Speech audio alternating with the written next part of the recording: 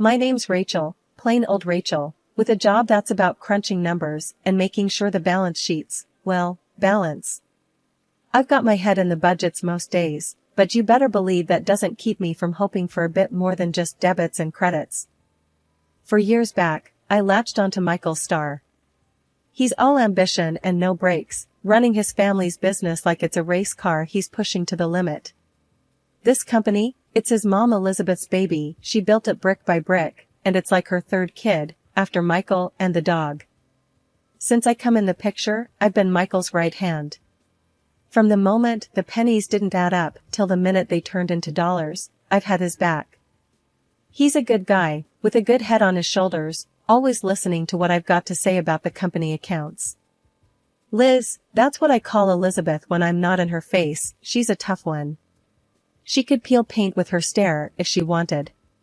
Don't think she ever loved me, but she found a little patch of respect for me. She says as long as Michael's happy and the money's right, then she's alright. Now to the today bits.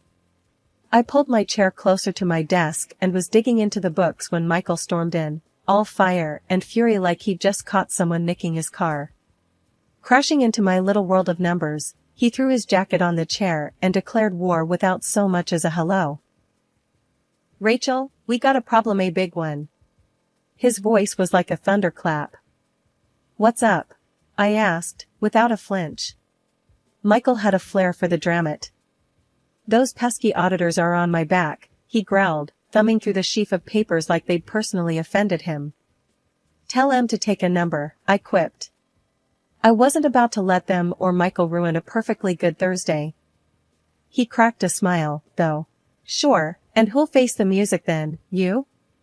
They're sniffing around Elizabeth's last deal like it's got a bad stench. I sighed. Then we'll give them roses to smell instead. Where's the fire? Point me at it. He relaxed a bit and flopped down across from me.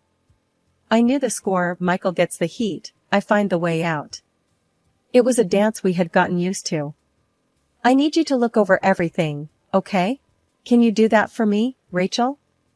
His eyes were asking politely, but his tone meant business. You got it, boss, I said, cracking my knuckles. I'll dive in and you'll have those auditors eating out of your hand.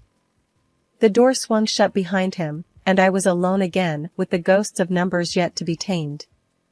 It didn't scare me. The numbers never did. It was only when they didn't add up that my stomach knotted, because those rare times spelled trouble. That was the gauntlet thrown, so I picked it up. The real figures from the deal sat snug on my hard drive, waiting for me. I just had to prove that Liz's deal was squeaky clean. For Michael, for the company, and, hell, for my own peace of mind. So I settled in, glasses perched on my nose, ready to wage war with spreadsheets and bank statements. It was going to be a long night, and the coffee pot was my only ally. Michael hired a new secretary, a bombshell really, and brains weren't her strong suit. Her desk routine was a mess, her idea of filing was piling papers high enough to block out boredom or any real work. I couldn't deny she had a presence, though, like a walking, talking beauty advert. At Elizabeth's for dinner, it was a small gathering, just Michael, Elizabeth, and me. The clinking of cutlery mixed with the dull hum of the oven in the background as we sat down to eat. You could find someone more capable, I said, pushing a pea around with my fork. Michael gave me a look, his smile flat as weak old soda. Jealous, Rachel? Of Samantha's looks?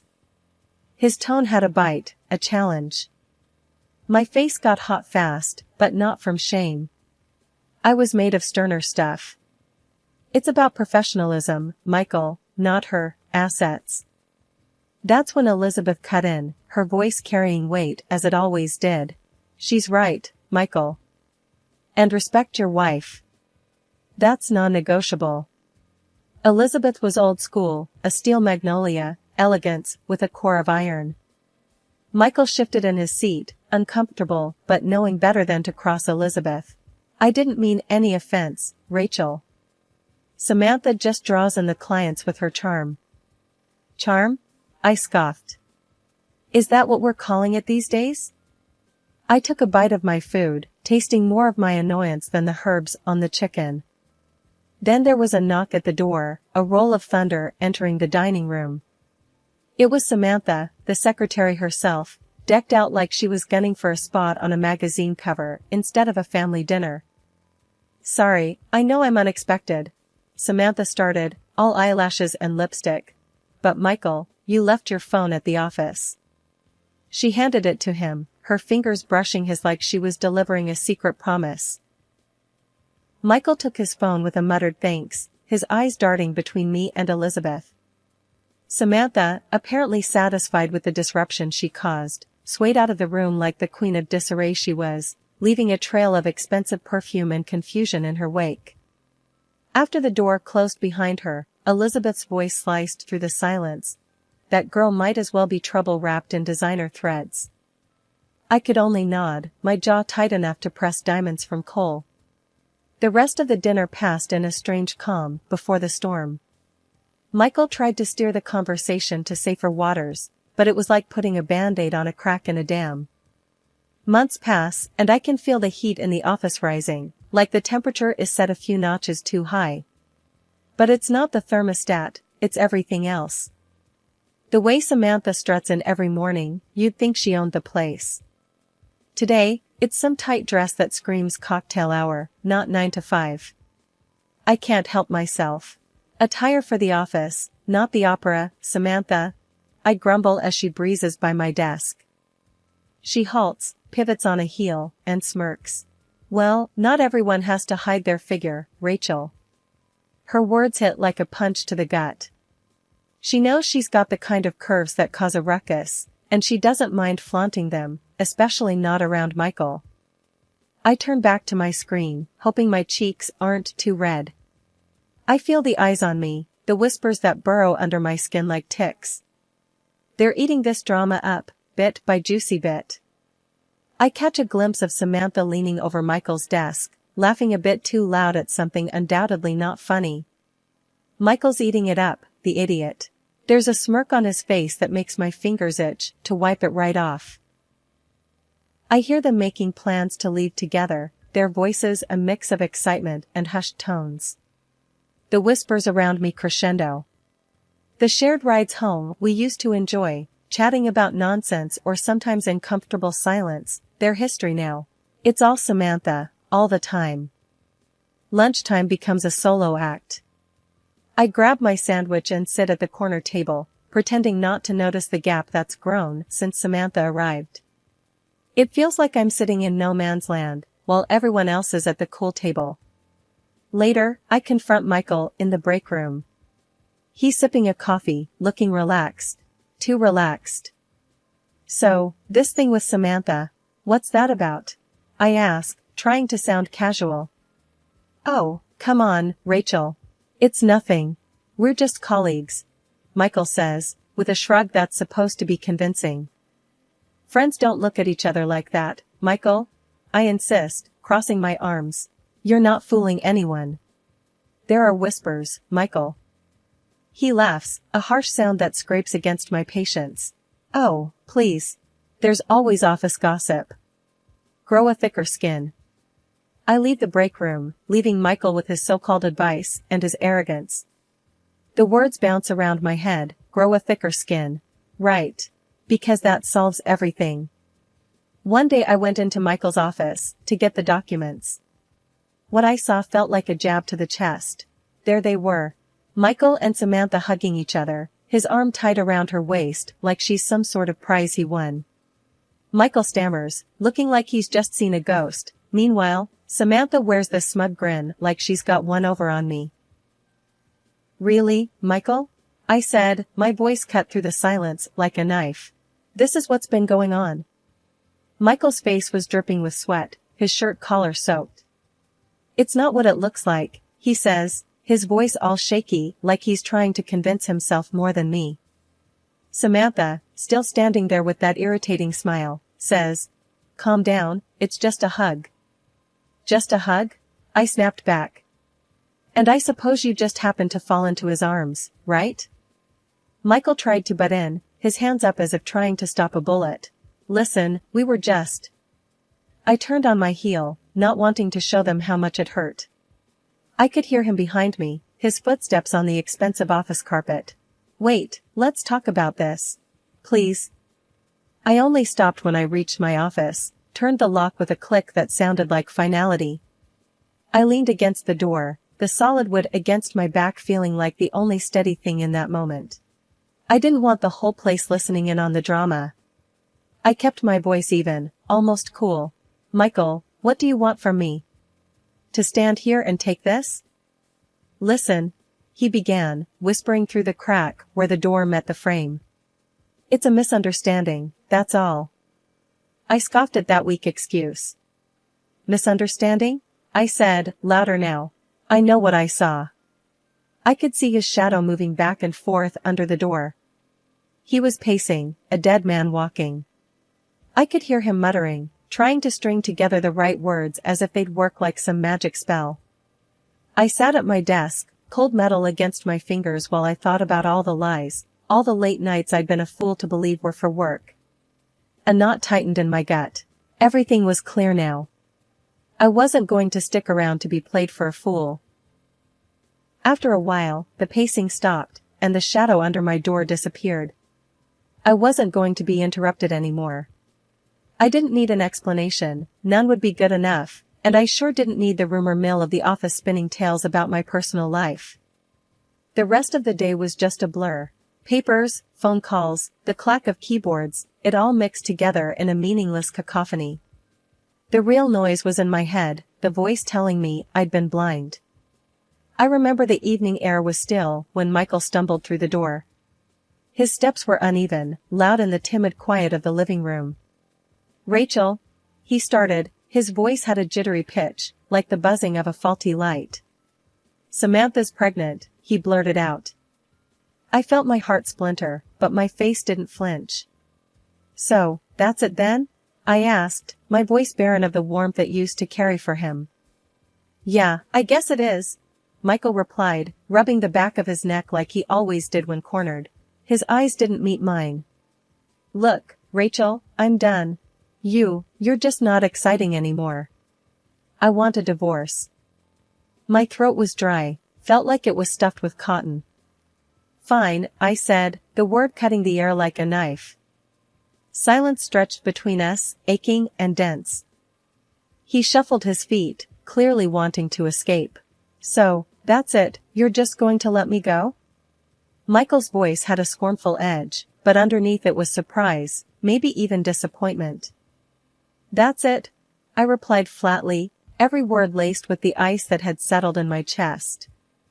All right, then.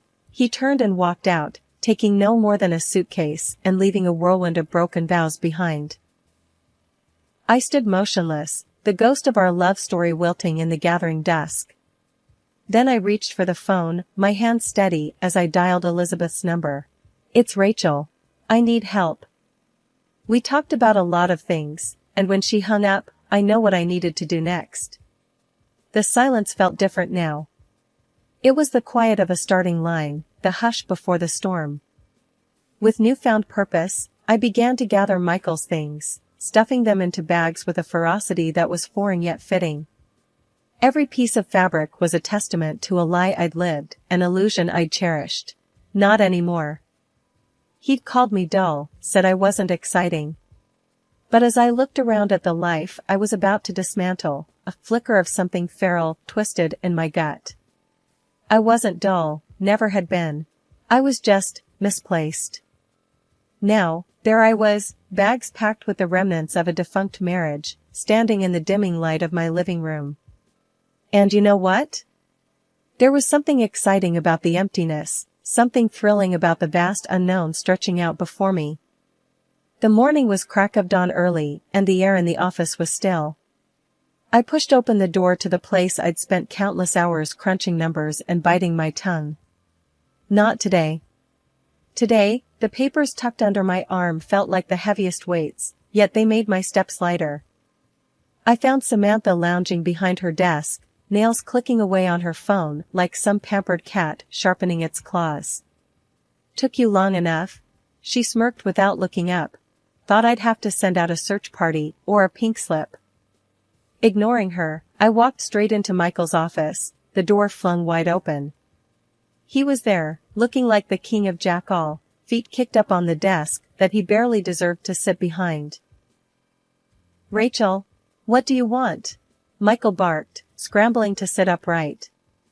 I slapped the papers on his desk. "Your world's about to turn to crap, Michael," I said, keeping my voice steady. He picked up the stack with a shaky hand. "What is this?" His voice had that high-pitched squeak, one I recognized when he was worried. "Your ticket out. Have a nice read," I said coolly. Samantha had stalked in, the click of her heels an annoying reminder of her presence. "What's she on about now, Michael?" she sneered, leaning over his shoulder. "Don't tell me you still haven't fired her?" Michael leafed through the files, his face draining of color. "These are fake," he managed, but his voice had lost its bluster.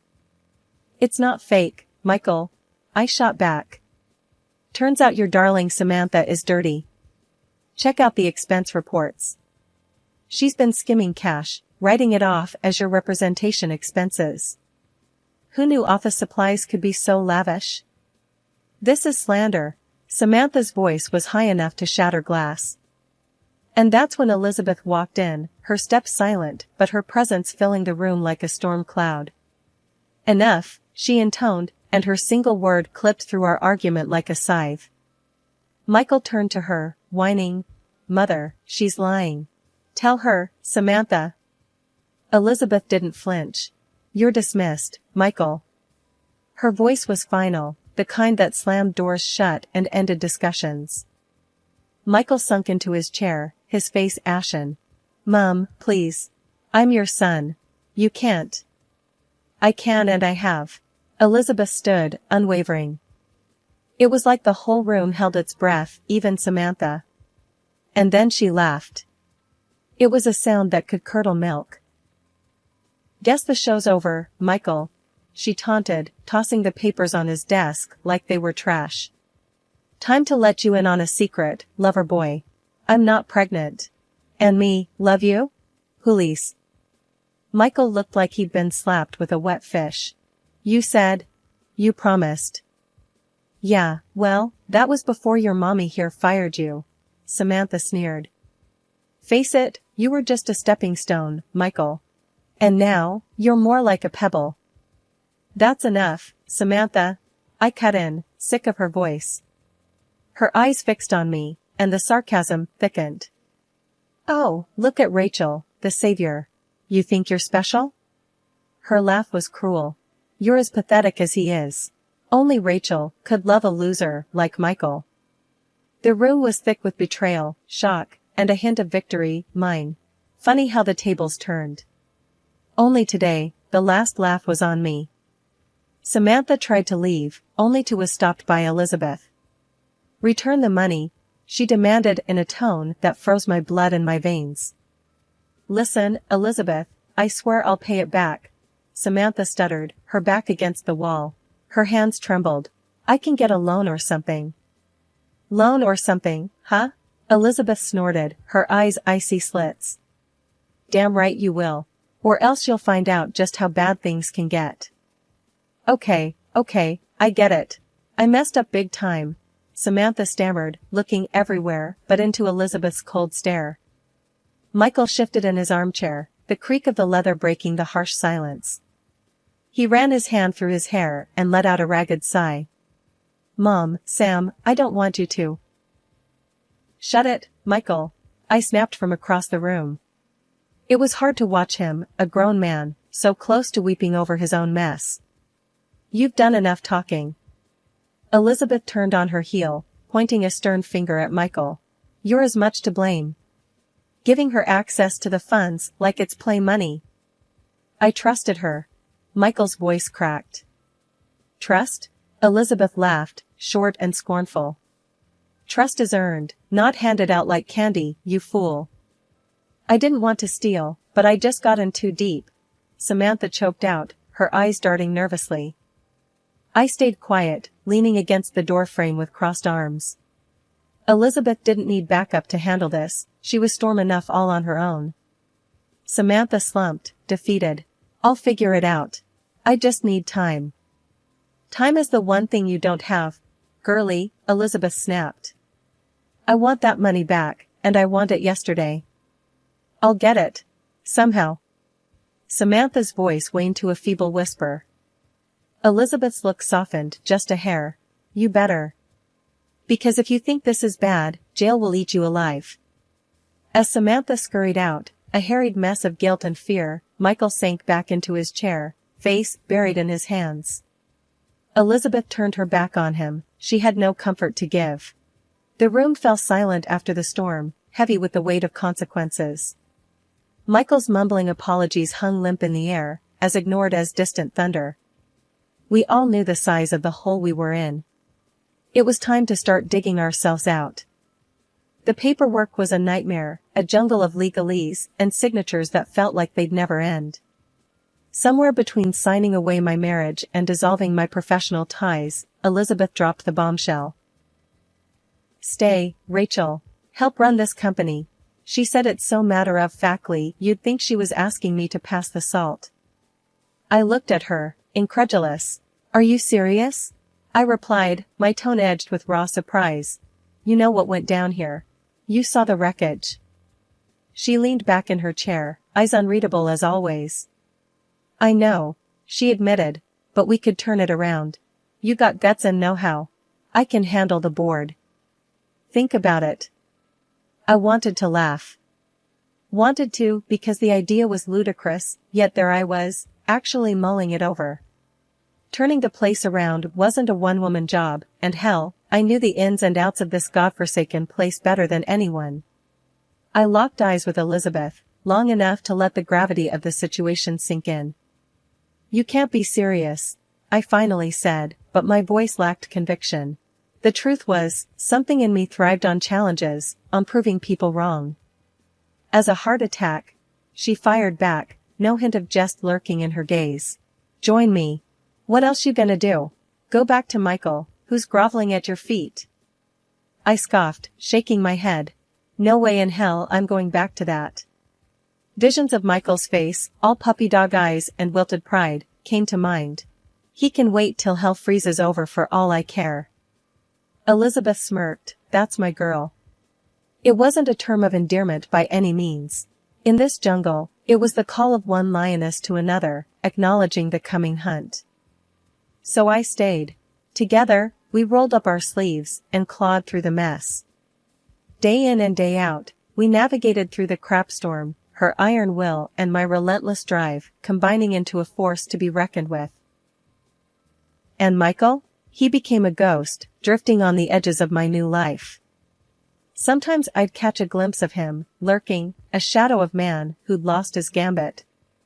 Part of me might have felt a sliver of sympathy, but I had a company to resurrect. Elizabeth and I had one last showdown with the board. The old boys didn't know what hit 'em. We walked into that room, reports in hand, sharp as knives. I remember the head of the board, a slippery named Jenkins, trying to undermine us with some comment. You ladies sure you want to keep playing in the big leagues? He chuckled, a chorus of wheezing laughs echoing him. Elizabeth shot him a look that could curdle milk. Playing? Jenkins, we rewrote the damn rulebook. Now, sit down, shut up, and watch how it's done. We laid out our strategy, outlined our successes to date, and projected the future with such precision even Jenkins couldn't find a foothold for his snide remarks. Walking out of there, I couldn't help but feel a wildfire of triumph roaring through my veins. We'd conquered, and the climb was brutal, but damn, the view from the top was something else. As for redemption? That's a long road, best walked alone. Michael would have to find his own way because as the sun set on the old company and rose on the new, I'd found mine, right alongside an ally no one, including myself, would have ever expected.